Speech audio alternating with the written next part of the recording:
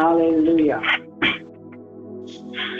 मैं सबसे पहले परमेश्वर पिता का धन्यवाद दूंगा कि हम सबों को जिंदा रखा है, सुनने के लिए एक बार फिर मौका दिया है और एक कहानी में जाएंगे ताकि हमें समझ में आए कि परमेश्वर आज क्या कहता है। और कहानी इस प्रकार है, एक पिता को एक बच्चा कहता है कि पिता मुझे मेले में जाना है, और बड़ा जिद करता है। पिता बोलता है ठीक है बेटा, लेकिन ध्यान रखना मेरा हाथ कभी ना छोड़ना। मेरा ठीक है पिता। और उसने ये भी बोला मेरे की चकाचौंध में मुझसे अलग ना हो जाना। और वो बच्चा चलने के लिए तैयार हुआ। उसका पिता जाने लगा और ले जाने लगा। वो कंधे पर बैठा हुआ था। जैसे जैसे मेला पास में आ रहा था वैसे वैसे वो लड़कों को बहुत उत्साहित हो रहा था। उसे बहुत अच्छा लग रहा था कि मेरा पिता मुझे मेले में लेके जा रहा है। और मेले में ले जाने पर जैसे ही करीब पहुंचता है, बड़े झूले से पहले बहुत सारी दुकानें मिलती है। और दुकानों को देखकर उसका मन उस पर लग गया और वो कंधे से कब नीचे उतर आया उसके पिता को भी पता नहीं चला। और वो धीरे धीरे पिता का हाथ पकड़ के चलने लगा। जैसे ही करीब आया उसने हाथ भी छोड़ दिया और साथ भी छोड़ दिया और उन चीजों में लिप्त हो गया। यहाँ से वहां देखने लगा। और कुछ लोग उसे चीजें लाने लगे। वो पिता को भूल गया, चीजों में इतना लिप्त हो गया कि पिता को भूल गया और दिन भर मजे से रहने लगा। और यहाँ तक कि एक दिन गुजर गया, उसका पिता उसे ढूंढ रहा था लेकिन वो नहीं मिला। लेकिन चीजों में लिप्त हो गया, खिलौनों में, गाड़ी में और झूलों में इतना व्यस्त हो गया कि उसने पिता को छोड़ दिया भी। तो कई बार हमारे साथ भी ऐसा ही होता है। हम दुनिया की चीजों में ऐसे उलझ जाते, फंस जाते हैं कि हम उन पिता को नहीं, लेकिन जो चीजें जो हमें मिलती हैं हम उन चीजों में अपना हृदय लगा लेते हैं और पिता को भूल जाते हैं। कहने का मतलब ये है कि प्रभु हमारा हाथ नहीं छोड़ता, पर हम हाथ छोड़ देते हैं और साथ भी छोड़ देते हैं। जिस प्रकार उस बच्चे ने पिता को याद भी नहीं किया और सब कुछ उपलब्धियां पाने के लिए स्वार्थ की वो खोज में था। उसे पिता नहीं चाहिए लेकिन उसे वस्तुएं चाहिए। आज भी ऐसा ही हो रहा है, लोगों को पिता नहीं चाहिए लेकिन उन्हें वस्तुएं चाहिए। लेकिन पिता की वजह से ही वस्तुएं मिलती है। और लगभग 5-6 महीना हो गया और मेरा लगभग 5-6 महीने वहां पर था। और पिता उसे ढूंढते ढूंढते आया और जब वो लड़का पाया गया तब पिता ने बोला कि आपने मुझे क्यों छोड़ दिया। उन्हें बोला पिता मैंने आपको नहीं छोड़ा, लेकिन चीजों में मैं खेल रहा था इसलिए मैं आपको भूल गया। लेकिन पिता ने बोला ये जो मेला जो यहाँ पर लगाया गया है, ये मेला मेरी इजाजत के बगैर नहीं लगता है, क्योंकि यहाँ का मेन व्यक्ति नहीं हूँ और इस दुकानों की भी परमिशन मैंने ही दी है और इन चीजों को जो तू ले रहा है इसकी परमिशन भी मैंने ही दी है। जिसकी वजह से तुझे चीजें मिली है तू उसी को भूल गया है। यहाँ तक के कई बार ऐसा होता है कि हम उसे भूल जाते हैं और दूसरी चीजों में मन लगा लेते हैं। जैसे दूसरा तिमुथियुस का किताब 4:4 को हम देखेंगे। दूसरा तिमुथियुस का किताब 4:4 और अपने कान सत्य से फेर कर कथा कहानियां पर लगाएंगे। देखिए यहाँ पर भी वही बात आ रही है कि यहाँ पर बताया जा रहा है कि अपने कान सत्य से फेर कर कथा कहानियों में लगाएंगे। आज कई लोग सत्य से अपने कानों को फेर लेते हैं और फिल्मों में, मूवी में और सीरियल्स में अपने मन लगाते हैं। इसका कारण यही है, ये कथा कहानियां हैं और सत्य एक ही है। सत्य यीशु में है और वचन में सत्य है और वचन ही सत्य है। और लोग कथा कहानियों में ध्यान लगाएंगे। आज भी कई लोग टीवी में, मूवी में, सीरियल में दिन भर समय बिताते हैं।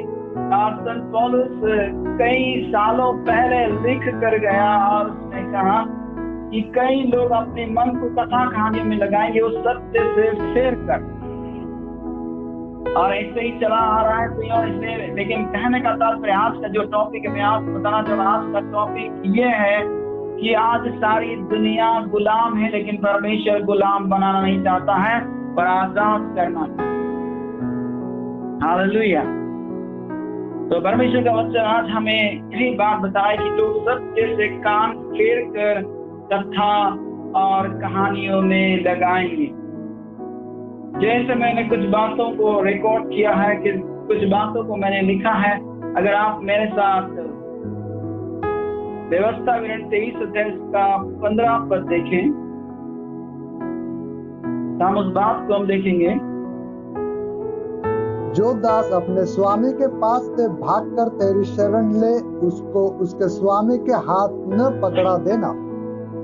एक बार फिर से पढ़ेंगे। जो दास अपने स्वामी के पास से भागकर तेरी शरण ले, जो दास अपने स्वामी के पास से भागकर तेरी शरण ले, जी, उसको उसके स्वामी के हाथ न पकड़ा देना।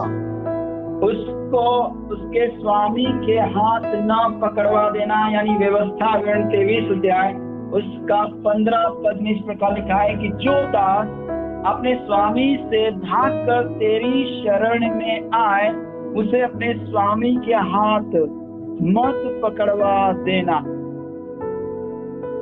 ठीक है, यहाँ पर बाइबल बता रही है कि जो कोई दास अपने स्वामी से भागकर तेरी शरण में आता है तो उसे अपने स्वामी के हाथ मत पकड़वा देना। याद रखिए, एक बार ऐसी बात बाइबल बताती है।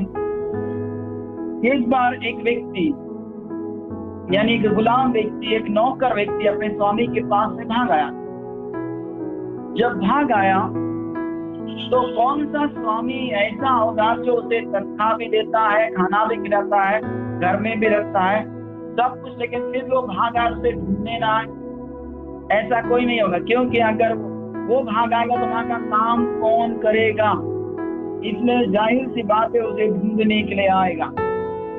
और जब नहीं मिलेगा तो उसे बहुत गुस्सा भी आएगा कि इतने साल मेरे साथ रहा, इसे सब मैंने पैसे दिए और ये मेरे पास से क्यों भागा है, उसे ढूंढने के लिए आया। जिस प्रकार दाऊद राजा को एक व्यक्ति चिल्ला रहा था, बुरी बुरी बातें बोला था, तब सुलेमान ने बोला जब तक तू यरूशलेम को नहीं छोड़ेगा तो जीवित रहेगा। और यकायक उसके पास से एक या दो दास भाग जाते हैं, तब उन्हें खोजने के लिए वो चला जाता है 1-2 साल के बाद में। और बाइबल होती है, और जब उन्हें पाता है तो ढूंढ कर वापस आता है। तब यह बात सुलेमान को पता चलती है और बाइबल बोलती सुलेमान ने उस व्यक्ति को मरवा डाला। हम भी याद रखें, बाइबल कहती है कि सारी दुनिया के लोग दास बनाना चाहते हैं, गुलाम बनाना चाहते हैं और नौकर बनाना चाहते हैं। जैसे देखा गया है यूहन्ना का किताब 8 अध्याय का 35 पद।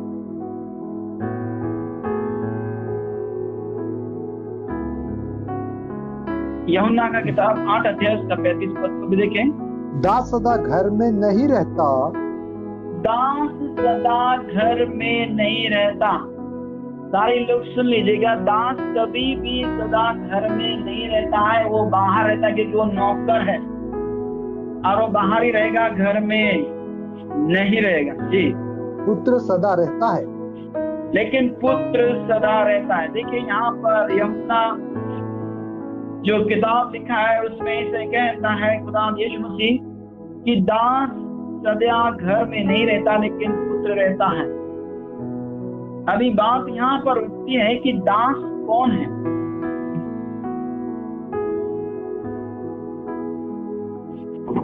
कौन है नौकर?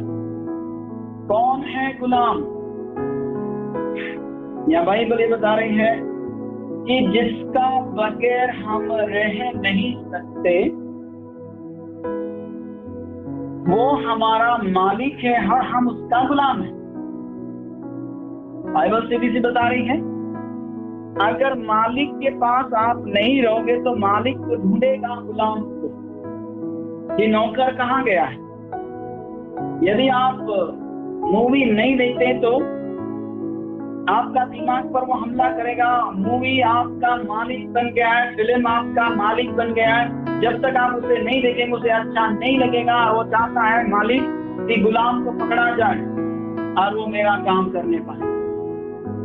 और यदि आप सीरियल देखने वाले हैं, अगर एक दिन नहीं देखा तो आपका दिमाग में दर्द होगा या विचार आए कि मुझे देखना चाहिए, मुझे देखना चाहिए। यानी वो मालिक चाहता है कि गुलाम हाजिर हो जाए। बाइबल इस प्रकार कहती है कि जो जिससे हार जाता है वो उसका गुलाम हो जाता है। इसलिए याद रखें, जैसे कई बच्चे लोग, आजकल जवान लोग भी इस होड़ में लगे हुए हैं और बड़े लोग भी होड़ में लगे टिकटॉक में। आप टिकटॉक बनाते, गाना कोई और गाता है, वो सिर्फ मुंह हिलाते और भी पिक्चर का गाना गाते हैं। इसका मतलब टिकटॉक हमारा मालिक बन गया, हम उसका गुलाम यानी आदी हो गए। बाइबल साहब दावा करती कि जो जिससे हार जाता है उसको गुलाम है। यानी टिकटॉक के बगैर यदि आप एक दिन नहीं रह सकते, इसका मतलब आप गुलाम हैं और टिकटॉक आपका मालिक बन गया है। और यदि व्हाट्सएप का बगैर आप नहीं रह सकते हैं, फेसबुक पे बगैर आप रह नहीं सकते, तो ये हमारा जीवन चला रहा है। इसका मतलब ये हमारा मालिक बन गए हैं और हम उसका गुलाम बन गए। एक तंबाकू खाने वाला अगर तंबाकू नहीं खाएगा, वो तंबाकू को बहुत गुस्सा आएगा कि मैं मालिक को मेरा ऑर्डर क्यों नहीं मानता, और हर 5 मिनट में उसे वो बाध्य कर देती। इसका विचारों में, इसके नसों में ऐसा घूमती है कि उसको बाध्य होना ही पड़ता है और वापस तंबाकू मसलता है, खाता है। इसका मतलब मालिक नहीं चाहता कि गुलाम आजाद हो, नौकर आजाद हो, लेकिन वो चाहता है कि मेरे सामने वो काम किया करे, मैंने जो दिया है काम उसी को वो किया करे। तो प्रियो, कहने का मतलब ये है कि आज सारी दुनिया गुलाम बन गई है। कोई लड़ाई का गुलाम है, कोई बुराई का गुलाम है। अगर बुराई ना करे तो मालिक नाराज हो जाता है और उनको ठीक से नींद नहीं आती, चुप रह नहीं सकते। जैसे यिर्मयाह का किताब में लिखा हुआ है, यिर्मयाह का किताब 13:23 देखते हैं, और यदि हस्ती अपना चमड़ा और चीता अपना धब्बा अगर बदल सकता है, तो तू भी जो बुराई करना सीख गई है तू भी बदल सकती है। देखिए यिर्मयाह 13:23 देखते हैं। क्या हबसी अपना चमड़ा या चीता अपने धब्बे बदल सकता है? क्या ऐसे हो सकता है? यानी यिर्मयाह भविष्यवक्ता ऐसे लिख रहा है कि क्या ऐसे हो सकता है, हबसी और चीता वो अपना चमड़ा और वो अपने धब्बे कभी नहीं बदल सकता है। कितना भी साबुन लगा के, सोडा लगा कर या उसकी कटिंग कर दो, जैसे बाल बढ़ेंगे वैसे वैसे वो धब्बे रहेंगे, प्रिय, वो कभी नहीं बदल सकता। जी, यदि वे ऐसा कर सकते, हाँ, तो तू भी जो बुराई करना सीख गई है, हाँ, भलाई कर सकेगी। मुझे 10 दिन बिना बुराई के करके बताओ कि हाँ ठीक है। ऐसा कोई व्यक्ति 10 दिन, 20 दिन, 15 दिन, 25 दिन, अगर आपने 1 महीना अगर ऐसा कर लिया तो आपको आदत हो जाएगी किसी के बारे में नहीं बोलनी। लेकिन यहाँ पर पवित्र शास्त्र कहता है कि वो अपना चमड़ा नहीं बदल सकता, वो अपना धब्बा नहीं बदल सकता। अगर वो ऐसे कर सकते तो तुम भी जो बुराई करना सीख गए हो तुम भी बदल सकते हो। इसका मतलब गुलाम गुलाम होता है, वो नहीं चाहता कि कोई आजाद हो। यानी प्रतिदिन हम कुछ न कुछ किया ही करते हैं प्रियो। इसलिए याद रखे, परमेश्वर का वचन यह कहता है कि दास घर में नहीं रहता, वो बाहर रहता है और मालिक अंदर रहता है। लेकिन जब कोई अगर घर में आता है, तो पुराने समय में राजा महाराजा के यहाँ पर राजा का हवा करने वाले लोग कुछ अलग थे पहरेदार कुछ अलग थे, संदेश देने वाला बाहर से आता था और वहां बाहर का व्यक्ति को बोलता था राजा को बोलो कि हम उनसे मिलना चाहते थे, और वो व्यक्ति अंदर आता था, पहरेदार को बोलता था, और पहरेदार अंदर वाले व्यक्ति के पास जाता था, और अंदर वाला फिर अंदर वाले के पास जाता था और बोलता राजा साहब आपसे कोई मिलने आया है। याद रखिए, यदि हम गुलाम हैं हम अंदर नहीं जा सकते, हम राजा से मुलाकात नहीं कर सकते। इसलिए बाइबल कहती है कि गुलाम या दास या नौकर, यदि आपने गुलाम बनाया है, नौकर रखा है, तो उसे काम देंगे तो ही वो काम करेगा, अन्यथा वो नहीं करेगा, चुपचाप बैठा रहेगा। लेकिन एक बात देखेंगे कि गुलाम अपनी मर्जी से जीता नहीं है। तो प्रियो, जो संसार में लड़ाई ने, झगड़े ने, गाली गलौज ने जो हमें गुलाम बना रखा है, वो नहीं चाहते कि हम आराम से बैठे, लेकिन खुराफाती आइडियाज हमारा दिमाग में आना चाहिए और उल्टा सीधा काम करना चाहिए, तभी जो गुलाम बना के रखा है उसको मजा आएगा। आज परमेश्वर का वचन बता रहा है हमें, हम ऐसा ना करें प्रियो। जैसे प्रेरितों का काम 7 अध्याय का 6 पद देखें। प्रेरितों का काम 7 अध्याय उसका 6 पद। और परमेश्वर ने यूं कहा, परमेश्वर ने यूं कहा इस्राएलियों के बारे में जी, तेरी संतान के लोग पराये देश में परदेसी होंगे। तेरी संतान के लोग पराये देश में परदेसी होंगे, अर्थात मिस्र में गुलाम होंगे, राजा नहीं होंगे, गुलाम होंगे जी। और वे उन्हें दास बनाएंगे और 400 वर्ष तक दुख देंगे। हाँ देखिए, पराये देश में गुलाम होंगे, दास होंगे, और वो उन्हें कष्ट देंगे। याद रखिए, जो कोई गुलामी करता है उसे कष्ट होता है, उसे तकलीफ होता है। मुझे एक बात याद आ रही है, सुअर हमेशा गंदा खाता है, ध्यान दीजिए, सुअर हमेशा गंदा ही खाता और गंदी चीजों को ही ढूंढा करता है, अच्छी चीजों को नहीं ढूंढता है। ज्यादा से ज्यादा वो सबसे गंदा कीचड़ में अपना मुंह घुसाए रखता है, वो कभी ऊपर नहीं देखता। आज के तमाम लोग नीचे ही देखे रहे हैं, नीचे ही देखते देखते चले आ रहे हैं, ऊपर देखते नहीं है। ऊपर कब देखता है कि जब उसका पकड़ने वाला आता है और उसे पकड़ लेते हैं और उसके चारों हाथ पांव बांध कर उसे औंधा कर देते हैं, तब वो आसमान की तरफ देखता है और कहता है आसमान बहुत अच्छा है। याद रखिए, कई लोगों का ऐसा ही मानना है, गंदी गंदी चीजें मोबाइल में देखे जा रहे हैं सुअर का माफी के, और तब पता चलेगा जब हाथ पांव बांध देगा, औंधा करे जाएगा, तब उनकी नजरें ऊपर की ओर होगी। जब आप प्रकाशित वाक्य जब आप पढ़ते हैं 9 अध्याय, तो वहां पर अथाह कुंड से टिड्डियां निकलती हैं और उनकी पूंछ में बिच्छुओं का विष होता है, डंक होता है, और उनके दांत शेर के माफिक है, मनुष्य जैसा उनका मुंह है, उनके पंख है, घोड़ों जैसा शरीर है, और परमेश्वर उन्हें 5 महीने तक लोगों को कष्ट देने के लिए भेजा गया है। और यहोवा उनका सरदार है, वो करोड़ों है। यदि यहाँ पर मैं योएल का किताब 2 अध्याय को जब 2 अध्याय 3 पद, उसके आगे आगे तो आग भस्म करती जाएंगी और उसके पीछे पीछे लोग जलाती जाएगी, और उसके आगे आगे भूमि तो आंगन की बारी के समान होंगी, परंतु उसके पीछे की भूमि उजाड़ और उस पल बन जाएगी और उससे कुछ ना बचेगा। हाँ, ये एक ऐसी सेना है जो परमेश्वर की तरफ से आएगी, और प्रकाशित वाक्य के लिखने वाला यूहन्ना को जो पवित्र आत्मा के द्वारा यीशु मसीह ने दिखाया कि ये चीजें लिख, और ये तब होगा जब यीशु मसीह आकर चला जाएगा और 7 साल का जो क्लेश काल होगा, उस समय जो बच्चे रहेंगे वो टिड्डियों के द्वारा 1/3 लोग मारे जाएंगे। उस समय की बात योएल नबी ने पहले से कहा दिया है, और उसके बाद यूहन्ना प्रकाशित वाक्य में कहता है जी। 4था पद भी पढ़ेंगे। उनका रूप घोड़ों करता है और वे सवारी के घोड़ों के समान दौड़ते हैं। देखिए यहाँ पर उनका रूप घोड़ों जैसा, तो प्रकाशित वाक्य 9 भी पढ़ेंगे तो वहां पर बताया गया है कि उनका रूप, उनका शरीर घोड़ों का जैसे है, सवारी के घोड़ों के जैसा है जी। और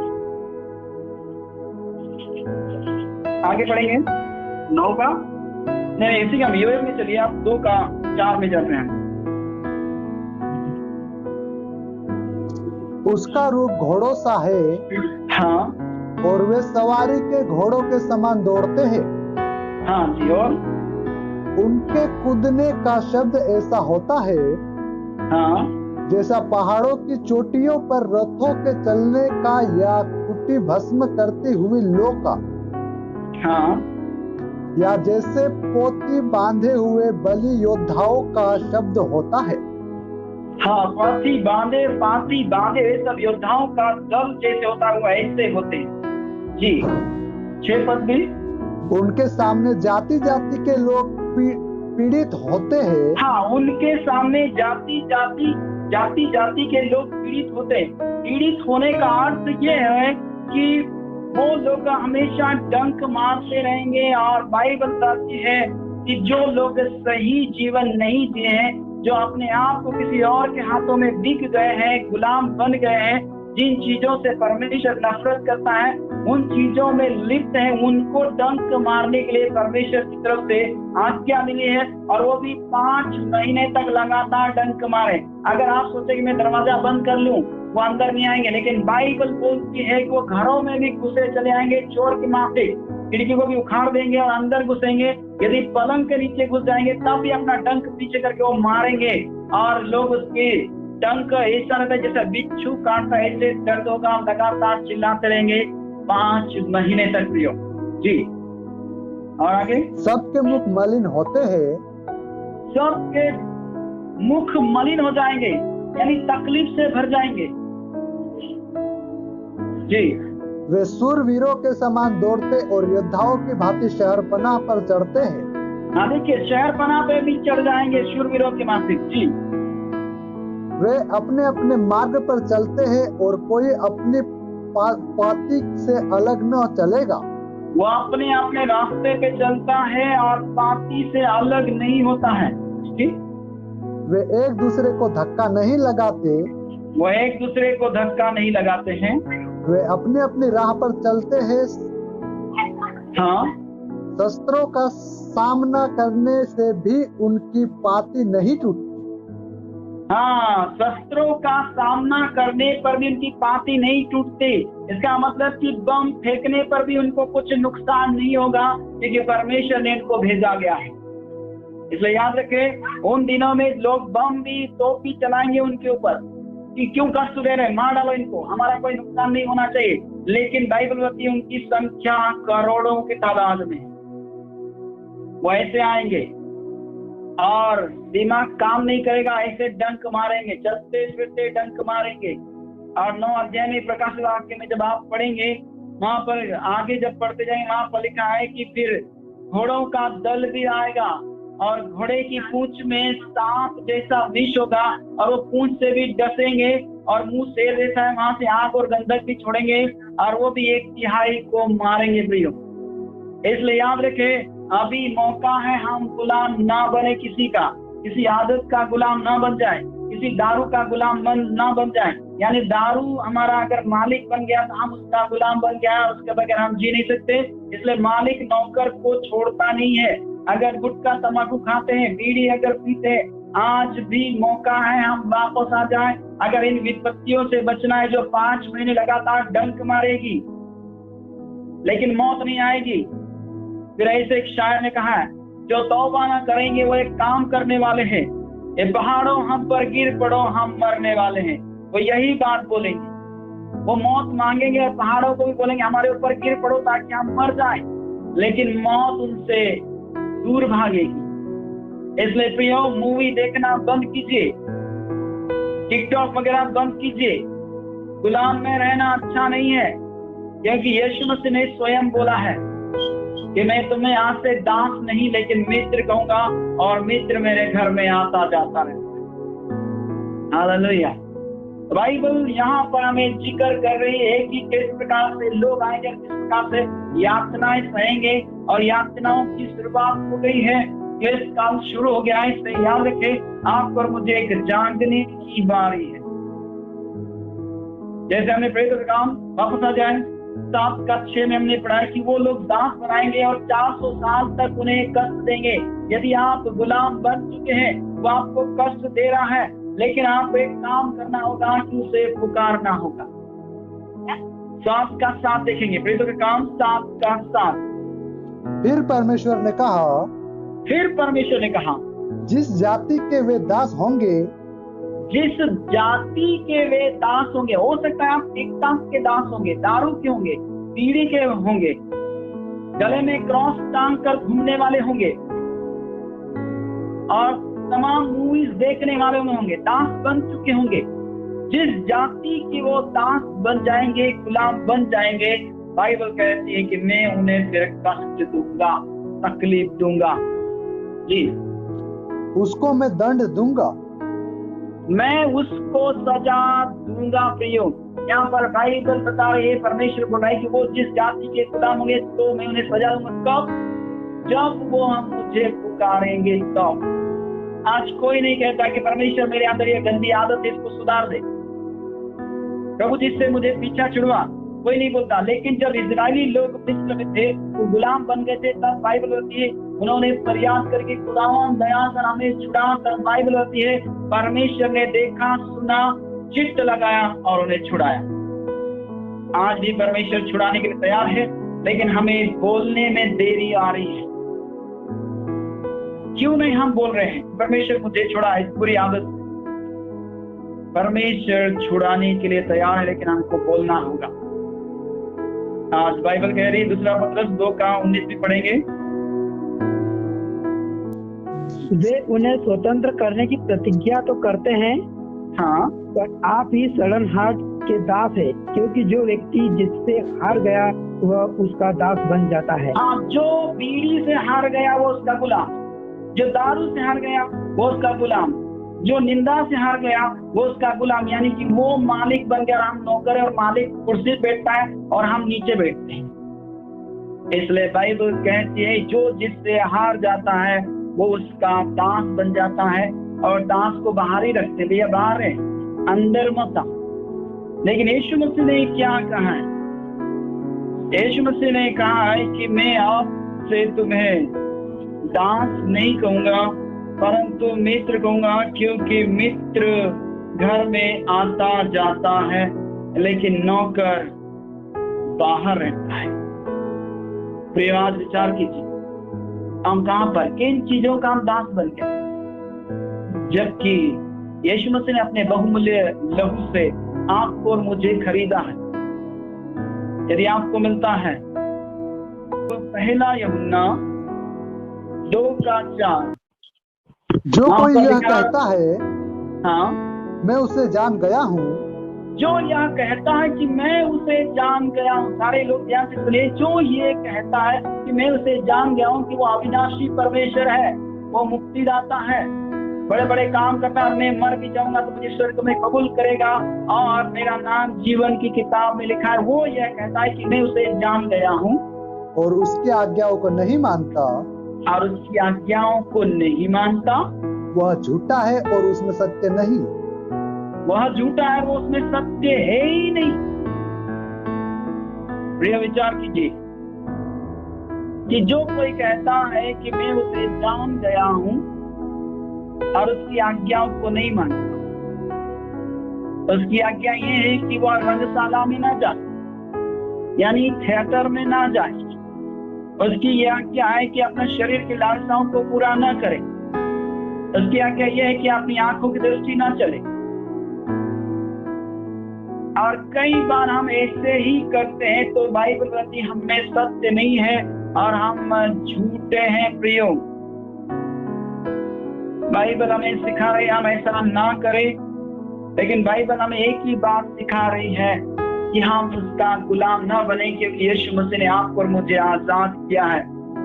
यीशु मसीह ने अपने खुद का लहू बहाया है ताकि हम आजाद हो जाए। वहां पर मिस्र में एक मेमना चढ़ाया और सभी लोगों को आजाद किया, वहां पर वो निकल आए।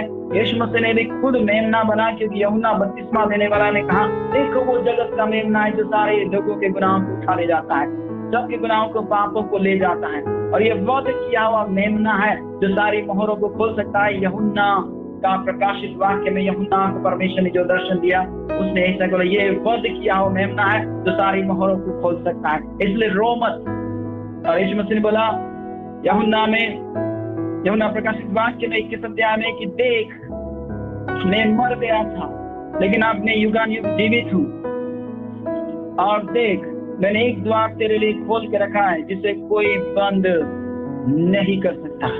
प्रिय, आज मौका है, अगर हम ऐसे गुलामी में जीवन बिता रहे हैं, परमेश्वर नहीं चाहता।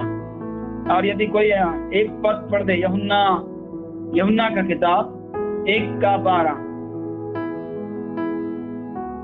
और हम खत्म करने जा रहे हैं। परंतु जितनों उसे ग्रहण किया उसने उन्हें परमेश्वर की संतान होने का अधिकार दिया। जब हम परमेश्वर का संतान बन गए हैं, मित्र बन गए, तो फिर नौकर बनने की जरूरत क्या है? गुलामी में जीवन बिताने की जरूरत क्या है? हम क्यों जबरन गुलाम बन रहे हैं? बाइबल कहती है कि यदि कोई गुलाम बनता था तो किवाड़ के पास ले जाया जाता था और उसका कान छेद किया जाता था। और कहने का मतलब ये है कि अब ये इसी मालिक के अधीन में रहेगा, दूसरा इसे खरीद नहीं सकता है। इसलिए बाइबल कहती, जब परमेश्वर ने आप पर मुझे बेटा या बेटी बना लिया है, तो फिर क्यों बाहरी लोगों के समान हम गुलाम बन जाते हैं? उन चीजों के अधीन अपना जीवन क्यों कर देते हैं? जब आप रोमियो की किताब 1 अध्याय को पढ़ेंगे तो हम क्यों अपना जीवन उनके अधीन में कर रहे हैं, जबकि परमेश्वर ने बोला है सारी पृथ्वी में फैल जाओ, उसे अपने अधीन में कर लो। लेकिन अभी उल्टा हो रहा है कि लोग सारी पृथ्वी में तो नहीं चल रहे हैं, लेकिन पृथ्वी की चीजों के अधीन अपना जीवन कर रहे हैं। और परमेश्वर कह रहा है कि प्रियो, ये बाइबल के मुताबिक नहीं है, ये उल्टी शिक्षा है। क्योंकि मरकुस 16 अध्याय में जब हम पढ़ते 15-16 में, वहां पर लिखा है जो विश्वास करे और बपतिस्मा ले उसी का उद्धार होगा। लेकिन आज एक गलत शिक्षा आ गई कि जो बपतिस्मा ले विश्वास करे, गलत बात है। बाइबल का वचन ऐसा नहीं। आज छोटे छोटे बच्चों को बपतिस्मा दिया जा रहा है। जो कोई भी सुन रहा है मेरी आवाज को सुने, आज कई जगहों में छोटे बच्चों को बपतिस्मा दे रहा है, फिर उनको विश्वास के बारे में बोला जाता है, लेकिन बाइबल का विपरीत शिक्षा दे रहे हैं। लेकिन बाइबल की सही शिक्षा है कि जो विश्वास करे और बपतिस्मा ले उसी का उद्धार होगा। आज याद रखिए, कई लोग कई चीजों के गुलाम हैं। मोबाइल का है, टिकटॉक का है, व्हाट्सएप का है, फेसबुक का है, इंस्टाग्राम का है, ट्विटर का है, मूवीज का है, और कई प्रकार के स्टोरों के और कथा कहानियों का स्टार के गुलाम है। मैं एक व्यक्ति को जानता हूँ जो जब आज से करीब 20 साल पहले उनका जिंदगी को मैंने देखा, तो उन दिनों में स्टार के फोटो मिला करते थे और प्रेस के द्वारा कपड़ों पर चिपकाए जाते थे। उनका कलर, उनका प्रिंट पूरा आ जाता था और कागज बाहर आ जाता था। तो मैंने उनका जीवन में देखा, उनका शर्ट और पैंट में पूरा जिधर भी देखो वो चित्र ही चित्र नजर आते थे और वो ऐसा गुलाम बन गया था। आज कई लोग गुलाम हैं, लेकिन यीशु मसीह ने आपको मुझे आजाद किया। आज मुझे आजाद किया, आपको आजाद किया कि हम गुलामी में जीवन न बिताएं। जिस प्रकार इस्राएलियों को परमेश्वर ने आजाद किया, वो 400 साल गुलामी में रहे। लेकिन क्या आप और मैं भी गुलाम में हैं? अगर हैं तो आज तौबा करने की बारी है। आइए अपनी आंखों को बंद करें और हम निकल कर परमेश्वर के नजदीक आए। आज कहें, अगर आप इन चीजों का दारू, बीड़ी, सिगरेट, अगर ऐसी टिकटॉक या मूवीज या सीरियल जैसे कोई भी चीज के हम गुलाम हैं, प्रियो, इन गंदी चीजों को निकाल सके आज तौबा करें। प्रभु हम पर दया कर, हम पर अनुग्रह कर। इस गुलामी की जिंदगी से खुदा बाहर आना चाहते, क्योंकि गुलामी की जिंदगी में लोग आहें भरते हैं, परेशान होते, हमें भी ऐसी तकलीफें होती हो, लेकिन हम बताते नहीं है। लेकिन मालिक से कहें, मालिक ने आपको और मुझे बेटा बनाया है, हम दोबारा उसके करीब में आए और गुनाहों को माने कि हमने बहुत गलत किया, खुदा हमें माफ कर, हमें आजादी दे।